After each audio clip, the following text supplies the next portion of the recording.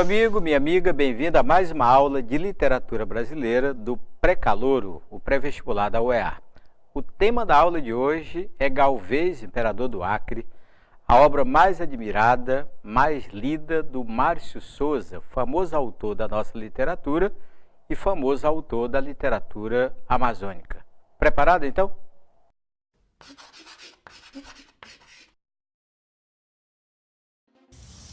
Vamos conhecer detalhes importantes sobre a vida do Márcio Souza, o autor de Galvez, Imperador do Acre. Ele nasceu em Manaus, no Amazonas, e ele acha que a tendência para a literatura, ou a paixão pela literatura, nasceu com o próprio pai, que trabalhava em gráfica, trabalhava na edição de livros. Naturalmente, isso contaminou o autor. A base cultural ele atribui à leitura que fazia na biblioteca da avó. Ele próprio lamenta que só conheceu de verdade ou em profundidade a avó depois que ela morreu. Naturalmente, ainda adolescente, o Márcio ficou em dúvida se viraria cineasta. Ele acha até que na época os jovens que estavam envolvidos com literatura e de certo modo com cinema, tinham todos eles o sonho de ser cineasta, ou então se ele enveredava pelos caminhos da literatura. E sabe quem fez esse divisor? Foi quando ele dirigiu o filme A Selva. Aí ele tomou a decisão final de ser escritor e não cineasta. Olha, com 14 anos de idade, o Márcio já escrevia artigos críticos sobre cinema, uma prova de que na época da adolescência ele estava mais voltado para o cinema do que propriamente para a literatura.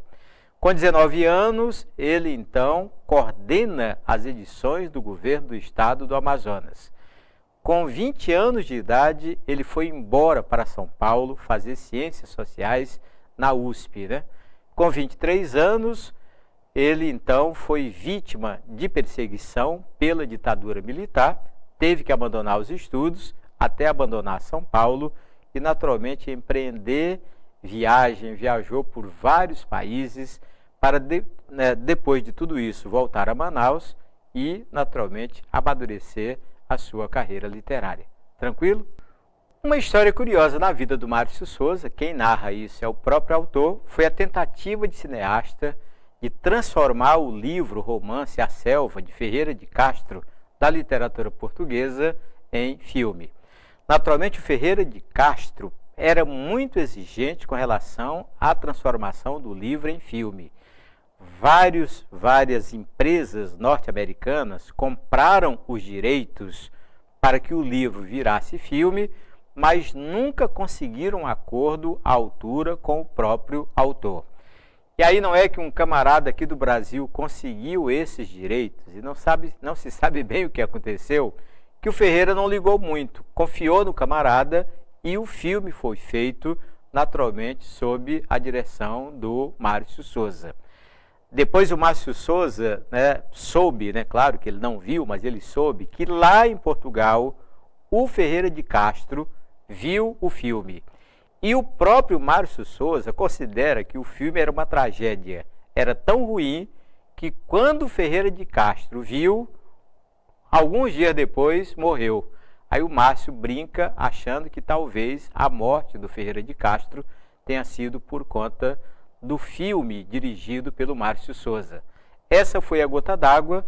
Daí em diante, então, ele disse: escreva o roteiro, escreva o romance que pode virar filme. Mas eu próprio dirigir, ir para trás das câmaras e fazer o filme, estou fora. Foi assim que a literatura ganhou o escritor Márcio Souza. Tranquilo? Olha, depois que o Márcio Souza, perseguido pela ditadura, teve que abandonar a faculdade, e teve que abandonar o estado de São Paulo, ele pensou: vou conhecer o mundo para depois pensar direito na vida. E aí que ele foi para Nova York, foi também para Paris, foi para Londres, para Amsterdã, Bogotá e para Lima. Aí depois de todo esse passeio por vários países, ele disse: agora é hora de voltar para Manaus e naturalmente produzir o meu primeiro livro, a minha estreia de verdade na literatura. Depois das viagens, ele voltou para Manaus e se envolveu com o teatro, o famoso Teatro Experimental do SESC. Claro, né, também ocupou cargo público, foi diretor de planejamento da Fundação Cultural do Amazonas. Isso aconteceu em 1976, que é exatamente a data de estreia na literatura brasileira. E olha, não podia ser estreia de maior sucesso. Com 30 anos de idade, depois de toda aquela experiência, né, de ter viajado, né, pelo exterior, de ter ido para a faculdade de São Paulo e de ter sido perseguido pela ditadura, sem contar, é claro, né, o fracasso do filme A Selva, ele, com o pé direito, como se diz, publicou o livro Galvez, o Imperador do Acre.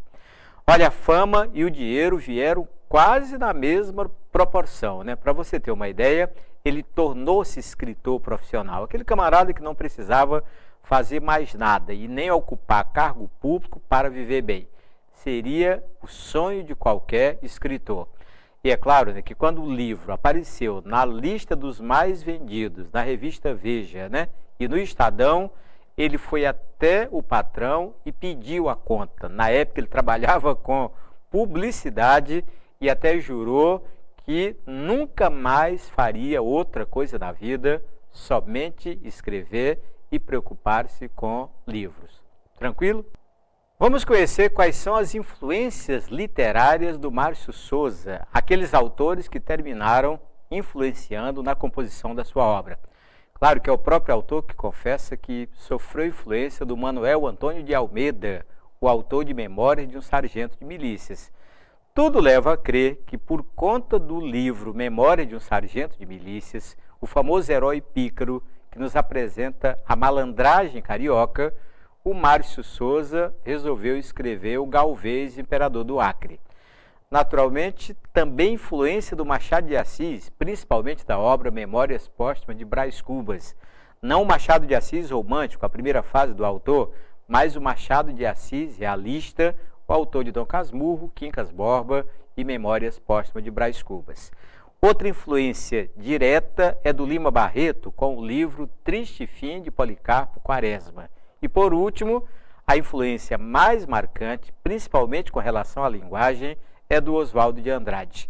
Claro que o movimento antropofágico, fundado e liderado pelo Oswaldo de Andrade, depois da Semana de Arte Moderna, é o movimento que pregava aquela linguagem telegráfica, aquela linguagem cinematográfica, que é exatamente a linguagem adotada pelo Márcio Souza no livro Galvez, Imperador do Acre.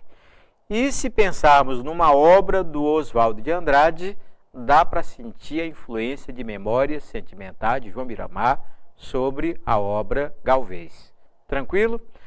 Agora, vamos pensar nos livros de sucesso do Márcio Souza. É uma lista bem grande, está em qualquer página da internet, você pode consultá-la.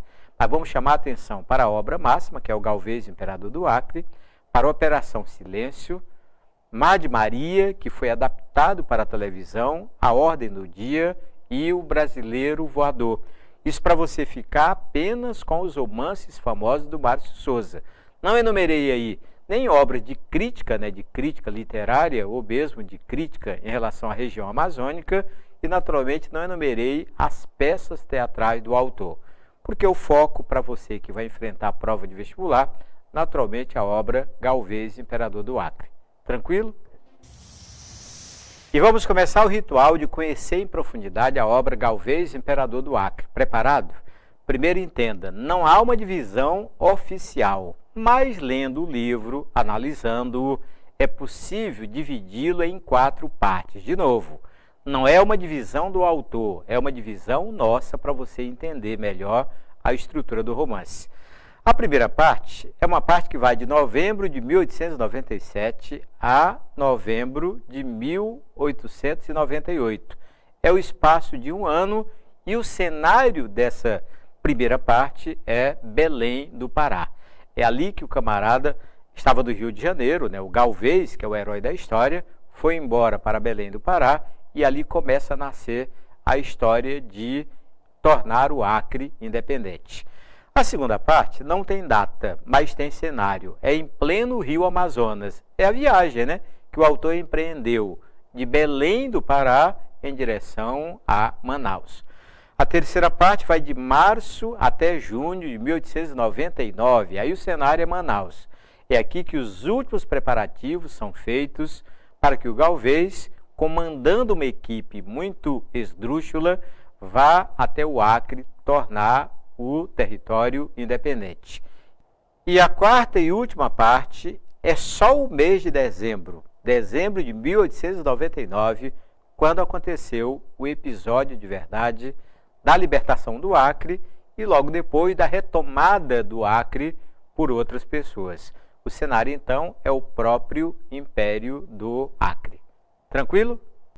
Vamos a mais detalhes técnicos da obra Galvez, Imperador do Acre. Já pensou na quantidade de capítulos? Olha a quantidade, 270 capítulos, todos curtos, alguns curtíssimos e todos eles intitulados.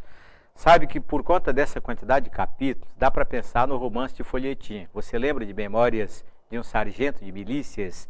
A técnica era mais ou menos essa, mas no caso do Márcio, em vez de pensar no romance de folhetim, eu acho que ele pensou em cenas de um filme. Daí a quantidade de cenas em que a obra é dividida. Acho que até em vez de quantidade de capítulos, se você mudar para a quantidade de cenas, fica melhor. E qual é a classificação do romance? Primeiro, vem a vontade de classificá-lo de romance histórico. Por quê? Porque ele aproveita um episódio da história do Brasil, que é a anexação pelo Brasil do território do Acre, e naturalmente conta uma história em cima disso aí.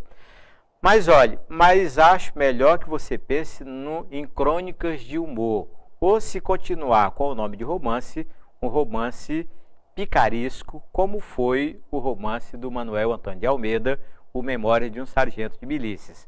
Naturalmente o autor vai misturar episódios da história, portanto episódios reais, com cenas de riso escancarado e de deboche.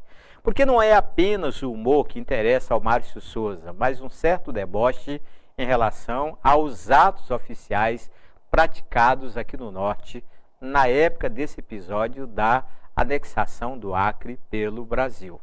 Portanto, você está diante de um livro que merece tanto a classificação de romance histórico quanto a classificação de crônicas de humor ou de romance picaresco. Tranquilo? Olha, uma das preocupações fundamentais de quem lê obra da literatura e vai analisá-la ou vai ser submetido à prova, como é o seu caso, é a narrativa, o famoso foco narrativo. No caso do Galvez, tem uma novidade. É narrado na primeira pessoa, mas por dois narradores. Como é que pode isso? É que o primeiro narrador, ou narrador principal, é o próprio Galvez, é a própria personagem, daí narrado na primeira pessoa. Mas sabe que o autor criou inteligentemente um narrador chamado de censor. É aquele que tenta colocar a narrativa do Galvez do ponto de vista da realidade ou do ponto de vista da história. Porque o Galvez, como todo bom narrador, ele tende a exagerar o que conta e principalmente tende a exagerar os seus próprios feitos. Aí o narrador censor entra para chamar o camarada à realidade. Bem criativo e ficou diferente. Qual é a linguagem que o autor adota no Galvez, Imperador do Acre? Naturalmente, a linguagem cinematográfica. E é fruto da influência do Oswaldo de Andrade, naturalmente, da época do Manifesto da Antropofagia, ali logo depois da Semana de Arte Moderna. Agora, não dá para negar que é uma linguagem no formato de paródia. Por quê? Porque o autor vai parodiar, satirizar, naturalmente, tanto os episódios da história e até fazer humor com outros autores e com outras histórias da literatura. Tranquilo, então? Mais uma preocupação com quem vai enfrentar a prova de vestibular em cima da obra Galvez, Imperador do Acre. É o tempo. Como é que é isso? Olhe, o tempo é uma mistura cronológica. Como é que é isso? A obra faz recuos bem bruscos ao passado e depois volta ao presente. Sabe que aquele narrador censor se encarrega de vez em quando de fazer essa ponte entre o passado e o presente.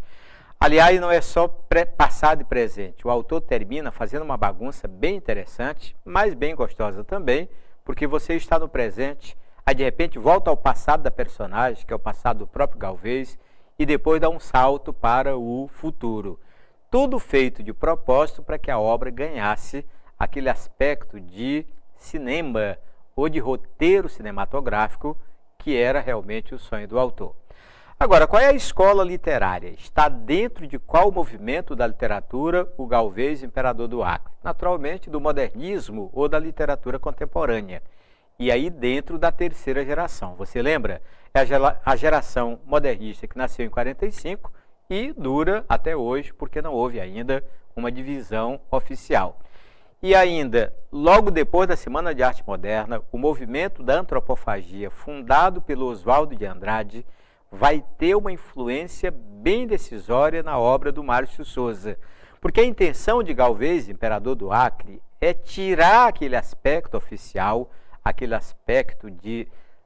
aspecto sacralizado e, naturalmente, transformar tudo em paródia ou transformar tudo em humor. Tranquilo? Um dos aspectos marcantes na obra Galvez, imperador do Acre, é o recurso chamado intertextualidade. Em que isso consiste? Naturalmente, em pegar texto de procedências bem variadas e adaptá-los para o seu livro. Não é cópia, não é plágio, não tem nada a ver, mas é fazer referência tanto a autores da literatura brasileira, autores da literatura mundial e até a personagem da história na hora de compor o seu livro. Por exemplo, dentro da literatura mundial, em determinado momento, ele faz referência ao escritor Júlio Verne e ao livro Volta ao Mundo em 80 Dias. Em outro episódio do Galvez, ele faz referência ao Jonathan Swift e as famosas viagens de Gulliver, que você conhece talvez do cinema. E também faz referência ao Daniel Defoe, que é autor do Robinson Crusoe, outra obra famosa da literatura mundial. Mas, como eu disse, não é apenas isso, é só uma amostra para você, porque ele também vai se valer, por exemplo, daquele episódio da Revolução Francesa, né? A queda da Bastilha, ele vai se valer disso também na hora de falar da derrota, né, do Galvez, lá depois que conquistou o Acre e o perdeu. E ainda vai fazer referência a Joana d'Arc. Tanto é que uma das heroínas chama-se Joana, e ele faz um paralelo entre a vida da heroína histórica, Joana d'Arc, e a própria Joana, que participa do enredo de Galvez, imperador do Acre. Tranquilo? O livro Galvez, imperador do Acre, não tem um cenário, tem muitos. Mas o que interessa para você que vai enfrentar a prova de vestibular é lembrar que parte da história se passa em Belém do Pará. Mas olha que o camarada, para chegar a Belém, estava no Rio de Janeiro. E para chegar ao Rio de Janeiro, estava em Roma, estava na Itália. Portanto, você tem um cenário bem variado dentro do livro. Mas foi em Belém do Pará, naquele período de novembro de 1897 a novembro de 1898, aquele período de um ano que já disse para você, naquela questão do tempo, ali o Galvez conheceu pessoas e começou a arquitetar a ida em direção ao Acre. Tem aquele período em Manaus, que é de março a junho de 1899, onde todos os detalhes são ajustados, onde a grana é conseguida, onde o grupo é formado, e daí então eles partem em direção ao território do Acre. E tem aquele período curtíssimo, que é só dezembro de 1899, em que o Galvez conquistou e, ao mesmo tempo, perdeu o território do Acre. Mas não esqueça que o Galvez não é de origem brasileira, é de origem espanhola. Portanto, o livro dá saltos bem interessantes, ao mesmo tempo que o camarada está em Belém do Pará, mas ele lembra um episódio que aconteceu com ele lá na infância, lá na Espanha. Portanto, o cenário do livro é bastante eclético, bastante variado. Tranquilo? E claro, para você que vai enfrentar provas sobre o livro Galvez, imperador do Acre, naturalmente tem que conhecer as particularidades de cada uma das personagens importantes. São muitas. Mas vamos chamar a atenção primeiro, de modo geral, para características que não é de uma, mas de todas. Por exemplo, elas são planas, são lineares, são caricaturais. Já entendeu o que isso significa? Significa que o autor não tem aquela preocupação com os aspectos psicológicos.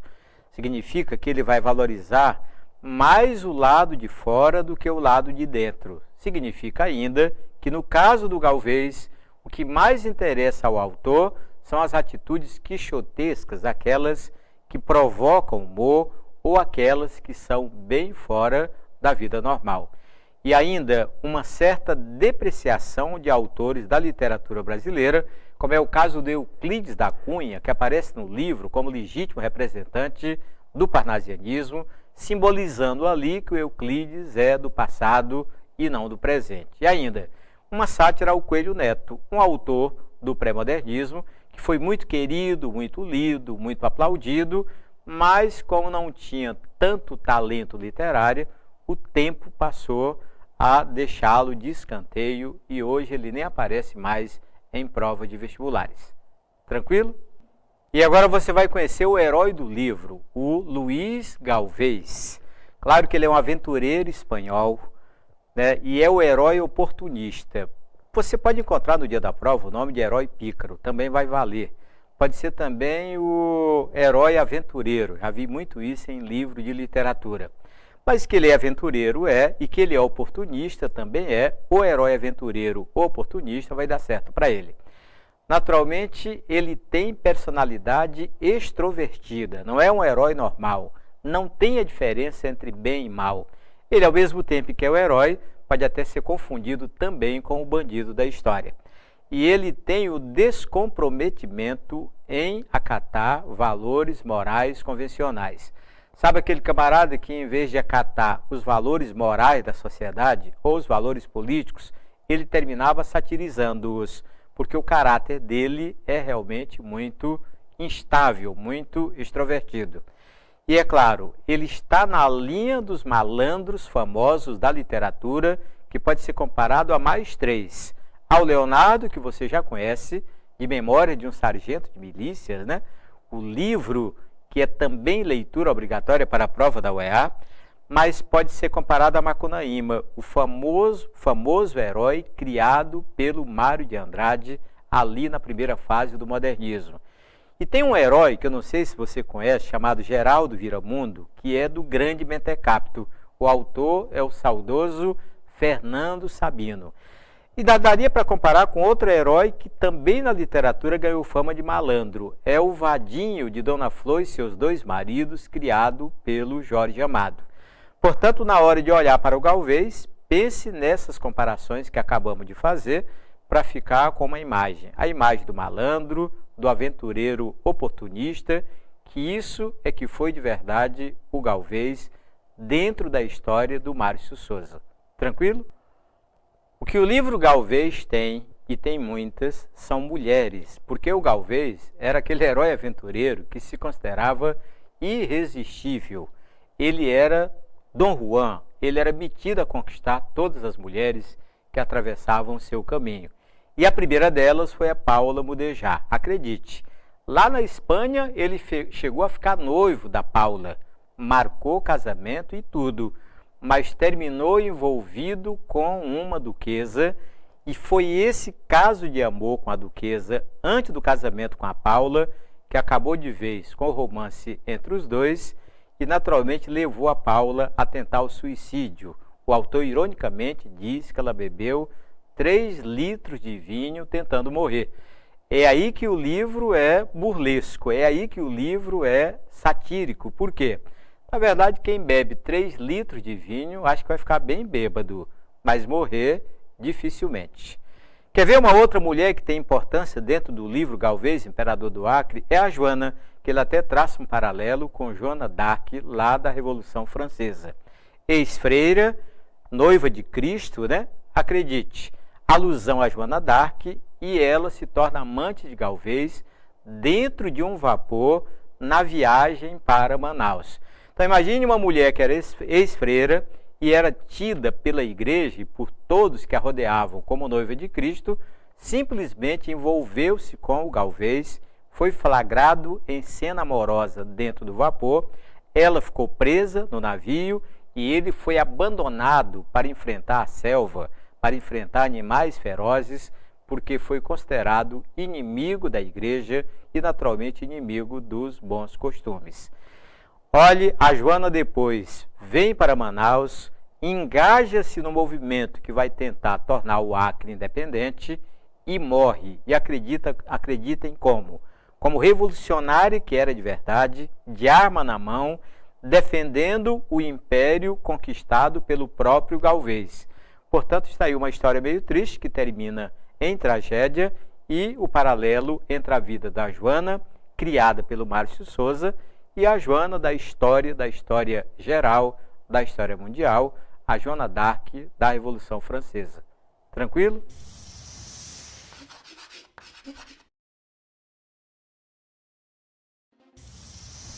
Vamos ver se você já entendeu a história de Galvez, imperador do Acre. Vamos às aplicações?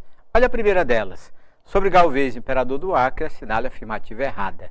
Quando você lê a letra A, é um romance histórico, é verdade, que valoriza os acontecimentos, narrando-os sem distorções, é o erro. Lembre que é um romance histórico, sim, pode merecer essa classificação. Mas como é que o narrador se comporta diante dos acontecimentos históricos? Ele se comporta de maneira a distorcê-los, a alterá-los e principalmente transformá-los em cenas de humor. Olha, a letra B de bola diz que a obra vale-se da intertextualidade, e isso você viu que é verdade, porque ele aproveita textos não só da nossa literatura, mas até da literatura estrangeira e também da história, e incorpora isso livremente na sua narrativa. A letra C diz que Márcio Souza, valendo-se de um episódio da história do Brasil, a anexação do território do Acre pelo Brasil no fim do século XIX, desenvolve uma narrativa inovadora. Isso é normal, está perfeito. A letra D diz que a narrativa é marcada pela presença de elementos estilísticos de cunho cômico. Outra letra verdadeira. E a letra E é que o próprio protagonista da trama discorre sobre suas ações e circunstâncias. Perfeito, porque a obra é narrada na primeira pessoa. Você lembra que são dois narradores? Um é o próprio Galvez e o outro é o narrador censor, que vai ajustando a narrativa do Galvez de vez em quando ele exagera. Tranquilo? E agora uma questão para ver se você entendeu a questão da narrativa no livro Galvez, Imperador do Acre. Olha a proposta. No plano narrativo, letra A diz que ele é narrado na terceira pessoa. Você sabe que não é. Letra B, que ele tem narrador onisciente. Também não tem, porque o narrador é a própria personagem. Letra C, que ele tem dois narradores, ambos na primeira pessoa. É a resposta. Letra D, que ele é totalmente narrado pelo herói, só não é totalmente narrado pelo herói por conta do narrador censor que você já conhece. E a letra E, que é ora narrado pelo autor, ora pelo herói. Não tem a narração do autor. A narração são de dois camaradas que estão no livro, um é o herói e o outro não participa como personagem, mas é primeira pessoa, é o narrador censor, com o qual você já se habituou. Tranquilo? Vamos pensar que eles podem cobrar as figuras de linguagem mais presentes na obra Galvez, Imperador do Acre. Duas. Quais são elas? Naturalmente, a intertextualidade e a ironia, como você está lendo na letra A. Não é que as outras figuras não existam, mas nós estamos falando daquelas duas figuras que caracterizam toda a narrativa do Márcio Souza. Naturalmente, aproveitar textos de outras obras ou fazer menção a textos tanto da história quanto da literatura e, claro, desde o princípio até o fim, a obra é marcada pela ironia. Tranquilo? Portanto, letra A. Meu amigo, minha amiga, quero agradecer muito a sua presença na aula de hoje e você está no ambiente certo, fazendo a coisa certa, que é lendo, interpretando e, naturalmente, inteirando-se de conteúdos que, com certeza, vão fazer parte da sua prova de vestibular. Até a próxima!